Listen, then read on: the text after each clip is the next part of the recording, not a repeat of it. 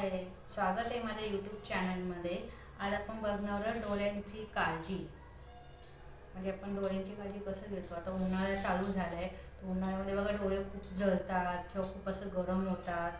तर त्याच्यासाठी मी एक उपाय आणलेले, हे मी दर उन्हाळ्यात करते.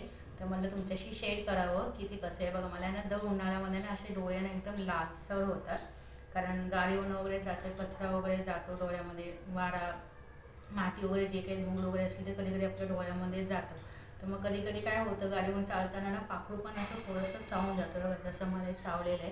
त्यामुळे इकडं पूर्ण माझ्या डोळा लाल झालेले आहे. त्याच्यासाठी दरवर्षी हे मला उन्हाळ्याचा त्रास होतो, तर मी त्याच्यासाठी थोडंसं उपाय करते. म्हटलं तुमच्याशी शेअर करावं. आणि ज्यांचे डोळे पिसवरती काम करून खूप असं तणाव झालेला असेल किंवा डोळ्यावरती खूप जळजळ जळजळ झालं असेल, त्याच्यावरती पण हा उपाय तुम्ही करू शकता. किंवा सारखं सारखं पेशीवरती काम करून किंवा डोळे खूप असं चष्मा वगैरे लावून नाही का, कधी कधी असं खूप ताण वगैरे येतो किंवा खूप असं डोळे दुखतात, त्यांच्यासाठीही उपाय आहे. हे बघा काय करायचे उपाय. तुम्हाला आहे ना कॉटनचं हे असं तयार करायचं आहे. हे बघा, हे कॉटन आहे.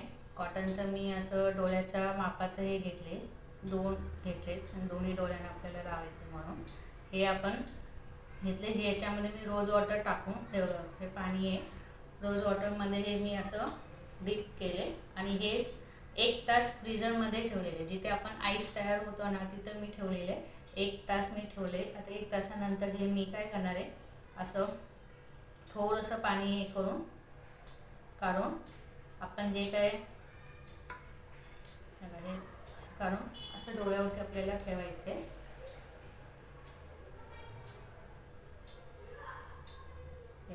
कमीत कमी अर्धा तास तुम्हाला हे दोन्ही डोळ्यावरती असं ठेवायचं आहे. तुम्हाला सांगते इतकं रिलॅक्स वाटेल ना, तुम्हाला इतकं भारी वाटेल ना, इतकं छान वाटतं ना. तुम्ही करून बघा आणि करून झाल्यानंतर काय तुमचा एक्सपिरियन्स आहे, तुम्हाला कसं वाटलं ते नक्की मला शेअर करा. आणि ज्यांचे डोळ्याखाली असे सर्कल आहे किंवा डाग वगैरे भरपूर आहे, त्या लोकांसाठी काय करायचे, रोज वॉटरचं पाणीच्या ऐवजी तुम्ही आहे ना ग्रीन टी भेटतं ना, ते डीप करतो आपण ग्रीन टी, ते ग्रीन टी घ्या आणि त्याचं पाणी तयार करा.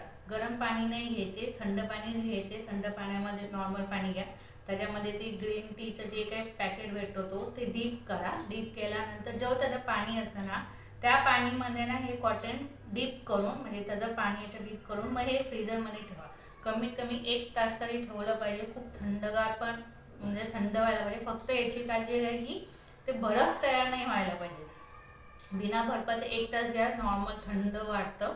फ्रीजमध्ये ठेवा, तुम्ही फ्रीजरमध्येच ठेवा, कारण ते थोडं थंड पाहिजे. तर मग हे तुम्हाला असं करून ते ग्रीन टीचं पण पाणी तुम्हाला हे करून मग ते तुम्हाला डोळ्यावरती लावायचे. 30 मिनटं ठेवायचे. तुम्ही हा उपाय बघा आठवड्यातून 2-3 वेळा करा ग्रीन टीचं. तर तुमचे सगळे काळे वर्तुळ जे आहे, तिथं डाग वगैरे असतं, ते सगळं काही कमी हळूहळू कमी होईल. पण असं नाही की तुम्ही 8च दिवस केलं, 10च दिवस केलं, असं नाही. रेग्युलर तुम्हाला 2-3 महिने जर केले ना, तर रिझल्ट बघा नक्की छान येईल.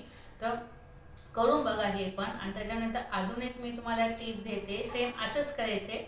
पण ह्या पाण्याच्या ऐवजी तुम्हाला बटाट्याचं पाणी घ्यायचं. बटाट्याचं किसायचं आहे आपल्याला, म्हणजे साल करून तो किसायचं. किसाचा जो रस निघतो ना, म्हणजे किसून झाल्यानंतर बटाटा थोडंसं असं हे करायचे, पिळायचे. पिळल्यानंतर त्याचा जो रस येतो ना, त्याचं थोडंसं रोज वॉटर मिक्स करून आणि तो त्या पाण्यामध्ये हे पॅड, सेम प्रोसिजर सेम आहे. त्या पॅडमध्ये तुम्हाला त्या पाण्यामध्ये पॅड ठेवायचे आणि मग ते तुम्हाला फ्रीजरमध्ये ठेवायचं. हे 1 तास ठेवायचे आणि डोळ्याला 30 मिनटं लावून ठेवायचं. बघा हेही करून बघा तुम्ही. हेही तुम्हाला 2 ते 3 महिने करायचे.